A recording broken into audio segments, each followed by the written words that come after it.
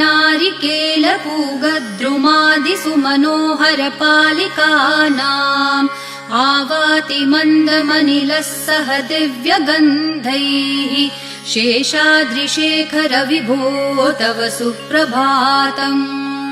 उन्मील्य नेत्रयुगमुत्तम पञ्चरस्था पात्रावशिष्टकदलीफलपायसानि भूत्वा सलीलमथ केलिशुकाः पठन्ति शेषाद्रिशेखर विभो तव सुप्रभातम् तन्त्री प्रकर्ष मधुरस्वनया विपञ्च्या गायत्यनन्तचरितम् तव नारदोऽपि